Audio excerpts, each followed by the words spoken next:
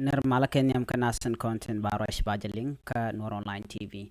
En racha bana link ka jan gwasa mehring mishoda la trewish ka kobo chalad no wich gadang wan chikaliu ka medio ken o yelwang. Bana racha me bana je kulle kwen ka kor kami shikon na ngachano mi kani Nur Online TV kana jame jek de jogono jin ku subscribe kami jiram kel me ngajanon ku janyo ka nasan ko kien. Bana rega jitu ga ban do bana to ga ja bikona ngach an wala shanga baro ka faidi ron kina daru jandang ro wan duno rega ma to ga shanga dish ka faidi ron kina daru jandang ro wan bana je kula linga gwa do ban liu ga dang wan ka je re duel me shala no ken te ka toy keten bana je linkel kare ga ma to ga re wis ka kobo gore be subscribe kan online tv kan nyoga ba kana san ko kien bana shure raja dana bana kwen ke jan gwasame shirkimen shalin gwas makatainda shalad nena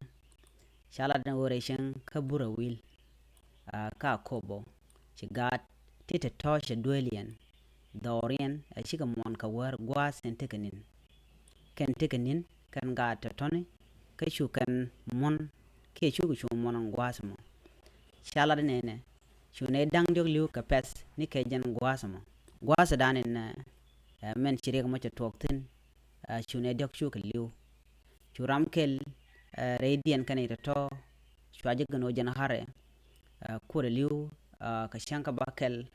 ka pay ngwan ron kitna dar raw de jan dang raw ngwan ka do brana chalat ke jaram dan la ngwan gan kanitin kon chi liu kan gar to wa ka gan malen ke ka gat mar kan toy kan duel kel kan te ka toy ka duel dol dang dok titani kanyaman dien midin mete karun wal badak no me cha widien cha jaling amando dien kana man dien ko kana washi ka wiene kenya mangoda kan kana liu shu ngwasmo shu man dien kana mando dien shu karinga pet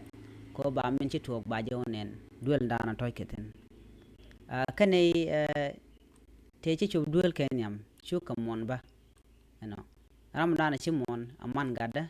kamandong ka gadien matot nika gwaz dana chicken rin gwaz dana ni namon tin re duel ke gwaz dana wi natin ka jitie ga dien dang jok kokin dundo kane de token ke liwon wano ko chago jeno chala do shi ta dana nagna chewewe ko kwai kamandana nagna mi nagna kwai ka ja mi mes ke piu ke lwang mo dien mi ji to re duel ngwasmo kwai ka ja duno dieu ka jeno dong mi bera duel mo lo dong tul dor ka re duel an toy naten chure ko mo chu to ko jitie ka dien ten kon en chomon kaman la jitie ka dien kon chi nyoko mon kaman don dien kaman dien kan ka miskel ke tele mi shiken gwal ban gwas mi de guje no dong de ka mon gaja ka cha ka ba ken ka miske jit dwara mo kel lok no manu shina chu duel mo ka shuna chomon no chagu jeno dong luang metere duel ko me kwan ke jitie ka to chicken demon